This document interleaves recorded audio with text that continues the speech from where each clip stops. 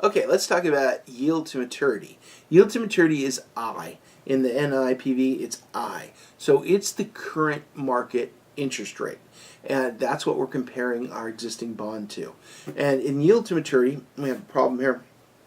Suppose a bond with a 10% coupon rate and semi-annual coupons has a face value of $1,000, 20 years to maturity, and is selling for $1,197. Is the yield maturity more or less than 10%? So remember, they move inversely. The price has moved up. If the price has moved up, what has happened to the yield to maturity or the current interest rate? It has obviously moved down. So if it was originally selling at 10% or originally sold at 10%, then we know that the yield to maturity is less than 10% because the price is more than $1,000. Does that make sense? Think about that for a second. Make sure that does. The question is, what is the semi-annual coupon payment? Well, can we get that off the top of our heads? It's a $1,000 bond, 10% interest, and it's semi-annual. $1,000 times 10% is $100. We've already done this one. And of course, divided by 2 is $50. So we know what the semi-annual coupon payment is. And how many periods are there? Well, it says it's 20 years to maturity, and it's 2 periods per year. 20 times 2 is 40. So if we look at that, we can start talking about yield to maturity with the implied, is basically implied by the current bond price. Yield to maturity is implied by the current bond price. So instead of thinking I want to calculate the price, we now want to calculate the yield to maturity. If we know the current bond price, we'll know the yield to maturity, or we'll know what current interest rates are. Finding yield to maturity requires trial and error, which is true, and which means you need a financial calculator. And once you have a financial calculator, all you're doing is solving for I. Now remember what error 5 is. Error 5 means that you didn't put one in negative. So you have a future value, a coupon payment, and a present value, a coupon payment, and a future value, one of which has to be negative. So in this case, the bond present value is going to be negative. The coupon payment and the future value are both going in the same direction. Those should be positive, and that's the easiest way to keep straight on these problems. So here's a problem. Consider a bond with a 10% annual coupon rate, 15 years to maturity, par value of $1,000. Current price is $928. Will the yield maturity be more or less than 10%? Price is below $1,000, so yield to maturity is going to be above 10%, absolutely above 10%.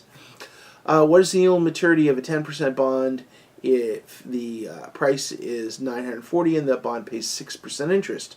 Well, so we look at our time value of money calculations. We start thinking about NI, PV, and so on. N, 10 times 2, semi-annual is 20. I is what we're looking for. Present value is $940.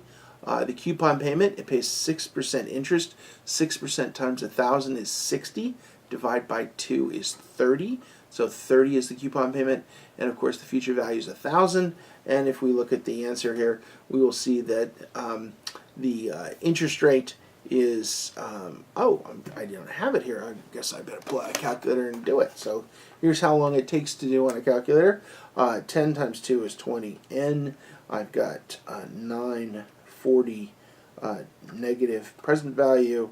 I've got 30 for payment. I've got 1,000 for future value. Compute I over Y, and I get 3.419. 3.419 percent. Now 3.419 is semi-annual.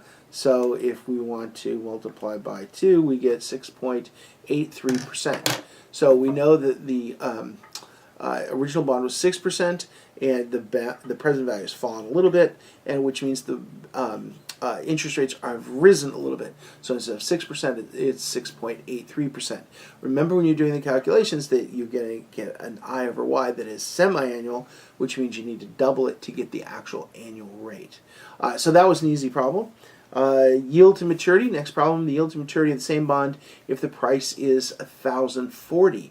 Okay, so this is very simple. If the price is $1,040, I'll just pick up my calculator again, 1,040, and the price is negative, so we're putting that in as negative, and hit present value, and then compute I over Y, and we get 2.73762, and of course we multiply that by 2 gives us 5.47% interest. So you can see that the price has gone up just slightly, and the interest rates obviously have gone down a little bit from the 6% to 5.47. So when you do these problems, if you set the problem up correctly, they are really easy to do. You can see how quick they do here. You can do it on a spreadsheet just as easily. It is the same exact calculation of time value of money you've been doing. These are no problem at all to do. This one shows you the answer. So let's talk about concepts just for a second. Bond prices and market interest rates move inversely. Market interest rate moves up, bond price moves down. When market interest rate moves down, bond prices move up. So that is the easy way to remember bond prices. So if the only time, and I will add this here, the only time that the market price, the coupon is equal to the yield to maturity, coupon rate is equal to maturity, is exactly when the bond is worth $1,000.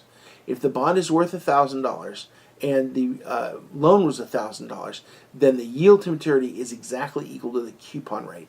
And usually the only time that happens is when the bond has first been issued, and then the daily interest rate fluctuations move it off of that rate pretty quickly. So in the case of a $1,000 bond being the future value $1,000 bond and the present value of being $1,000 bond are equal, then the yield to maturity would be exactly equal to the coupon rate. So that is the bond concept that you might want to think about. But the easy one is that bonds move inversely to interest rates. That's crucial, and the reason for that is, of course, if interest rates are rising, bond prices are falling, and if you happen to hold bonds and you need to sell them, you need to be knowing that. So that's one way to think about why you need to know about why bond prices move inversely to interest rates. If you watch interest rates, you don't have to watch the bond prices because they move exactly in tandem. Okay, so let's move on to something else.